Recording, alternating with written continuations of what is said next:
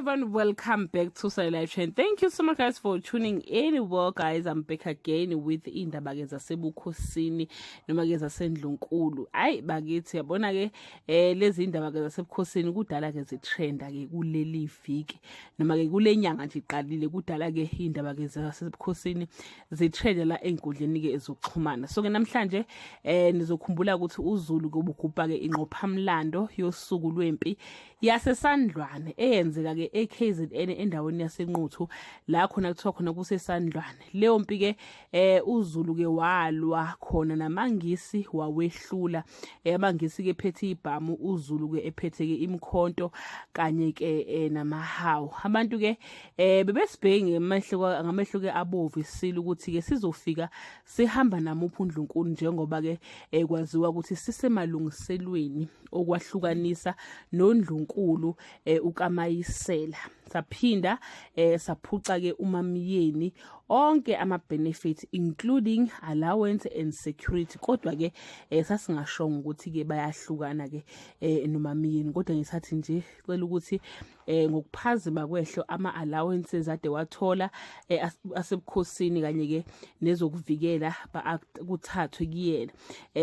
Isilo guys iqhamuke sihamba noNdlunkulu Mamiyeni nokudideka abantu abaningi ukuthi hayibo kanti kwenzakalana. Abanye bathi ke hayi cha bagcina kukhuluma ke indaba zasendlunkulu ngenxa ukuthi ke indaba zabantu angeke uzazi kahle ke. Nizokhumbula ukuthi ke kuleli viki esibuya kulo uMayisela wekade ke efake amaphepha enkantolo wokuvimbela isilo ukuthi ke singashada omunye uNdlunkulu ngenxa ukuthi umshado wakhe nomshado wesilo kwawumshado ke wesilungu noma ke umshado ohlanganisa ke amafa.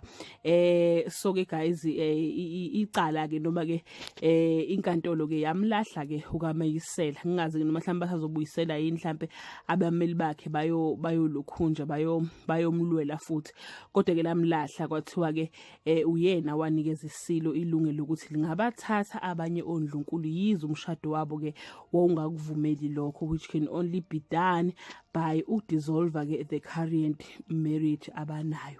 Isilo ke sakuphinde ke sayiphika ke khona lapho ke inkantolo ukuthi ke sizoshaya noma sizoshada noma simemezele umshado waso noMamiyeni. Lokho ke wakusho emva kokuxoxa ke obengumkhulumeli wakhe uSimphiwe Zulu wathi siyamehlula ke isikhundla ke sokuba ke umkhulumeli wakhe.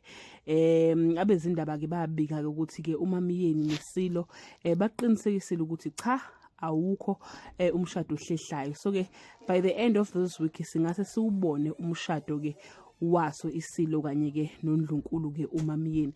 Ngiyacabanga guys ukuthi lesiphithiphithi bese sibona sokuthi uMamiyeni uphucwa ama allowances, uphucwa ama security, bese kuthi umuntu ekade memezela ukuthi isilo siyashada uyaxoshwa naye okungumntwana uSimphiwe Zulu. Kwakuyindlela mhlambe abameli bakhe ungangezwe lakhe ke ababema-advise ngawo ukuthi ke akenze kanjalo ukuze akwazi ukuthi ke akwazi ukuwina leli cala ke enkantolo. Then ke emva kwalokho ke usengaqhubeka ke nokuthi amshade. Ngiyacabanga ukuthi ke cha impela zizoshaya phakathi kwabo labo bobabili, phakathi ke kwesilo kanye ke noNdlunkulu uMamiyeni. Abakhathala ukuthi abantu bathini bathi kunjani njani, kodwa nje kubuka sengazi ukuthi impela cha umshado wona ke uzoqhubeka.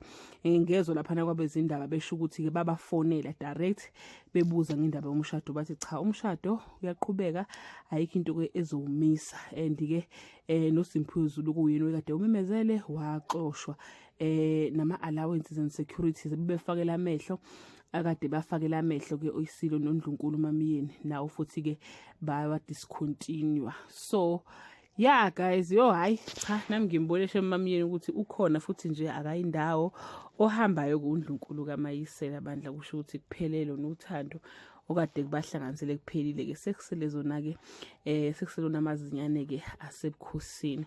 That brings us to the end of this video. Do leave your comment below and share your opinion. Bye. Hello everyone.